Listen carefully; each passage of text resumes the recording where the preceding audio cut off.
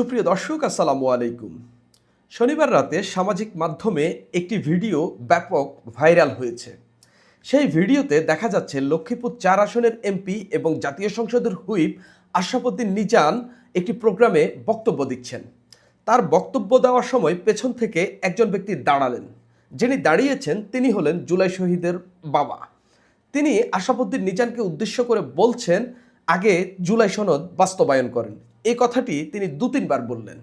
তারপরে বললেন, আপনাদের মিষ্টি কথা শুনতে চাই না। এই যে ১৫০০ জন যে শহীদ হলো জুলাইয়ে, আপনি তো সেটার কথা একবারও বলেননি। এমনকি ৩০,০০০ মানুষ যে আহত হয়েছেন, পঙ্গু হয়েছেন, তাদের কথাও এই বক্তব্যে বলেননি। এর মধ্য দিয়ে একটা বার্তা স্পষ্ট হচ্ছে, এই যে বিএনপির এমপি বা বিএনপির এই সরকারের সঙ্গে যারা জড়িত, তাদের উপর জুলাই যারা আন্দোলন করেছেন, জুলাই যারা শহীদ হয়েছেন কিংবা আহত হয়েছেন, তাদের পরিবারের সদস্যরা ক্ষিপ্ত হয়ে উঠছেন।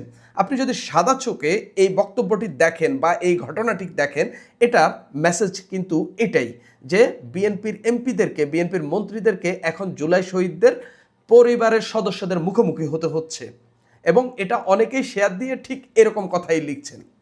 কিন্তু আপনি প্রোগ্রামটির অবস্থান এবং প্রোগ্রামটি কারা অ্যারেঞ্জ করেছে, সেখানে কারা কারা ছিলেন, সেসব কিছু যদি মিলিয়ে দেখেন, এখান থেকে আপনি ভিন্ন আরেকটি ডাইমেনশন পাবেন। এবং যেখান থেকে মনে হতে পারে বিএনপির এমপিকে বা বিএনপিকে ওই প্রোগ্রামে বা আশরাফুদ্দিন নিজানকে ওই প্রোগ্রামে ডাকাই হয়েছে শুধুমাত্র এই কথাটি বলার জন্য। আরও সরল করে বললে অপমান করার জন্য ডাকা হয়েছে, কিংবা সমাজে এই মেসেজটি ছড়ানোর জন্য যে বিএনপির এমপিরা জুলাই শহীদের পরিবারের সদস্যদের মুখোমুখি হচ্ছেন এবং তাদের তোপের মুখে পড়ছেন এবং তাদের প্রশ্নের সম্মুখীন হচ্ছেন।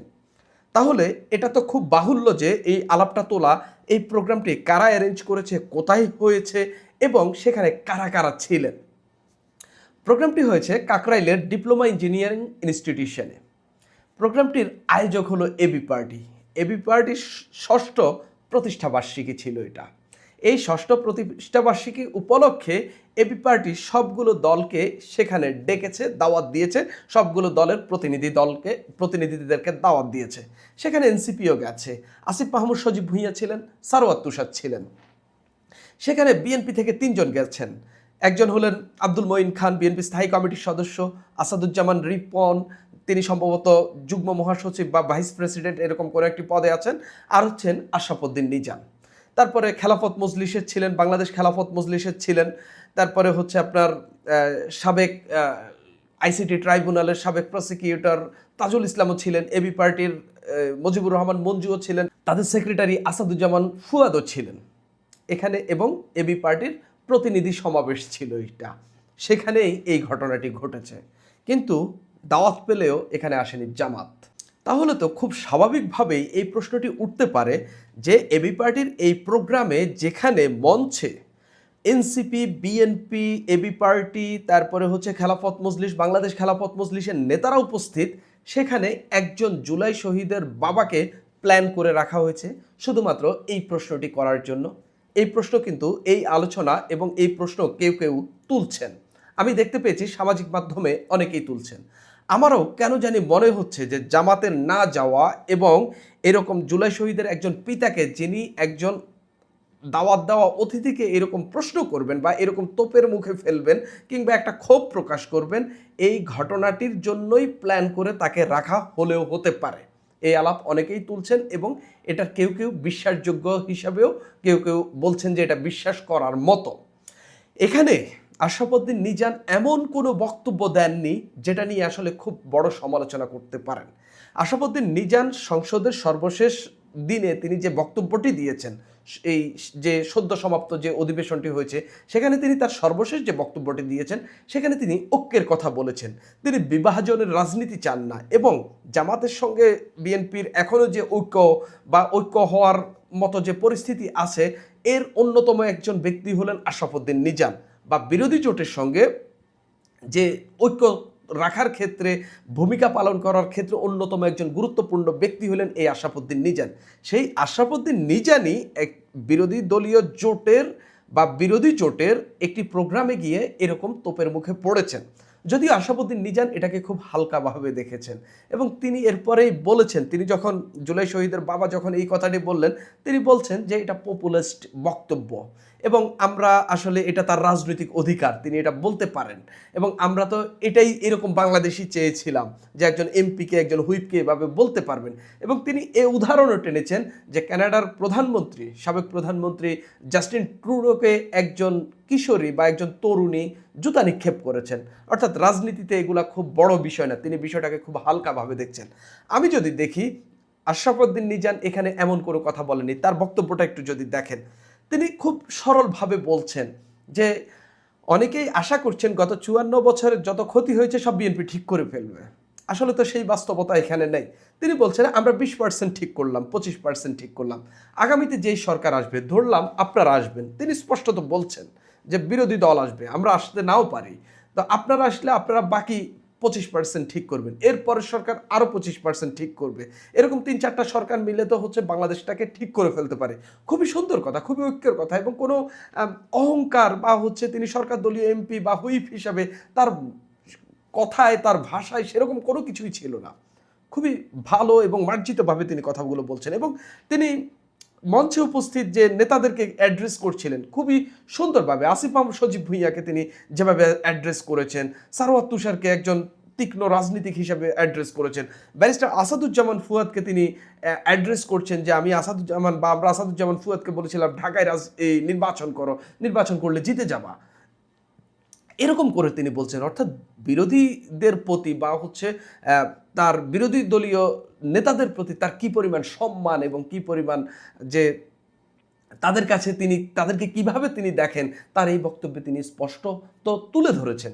এবং একজন জুলাই শহীদের বাবা, সম্ভবত যিনি প্রতিবাদ করেছেন তার কথাই বলছিলেন, জুলাই শহীদের ওই বাবা নাকি এখনো বস্তিতে থাকেন, তিনি প্রশ্ন তুলেছেন যে বিগত সরকার তো হচ্ছে 10-15 লাখ টাকা দিয়েছে, তাহলে ওই তিনি বস্তিতে কেন থাকবেন?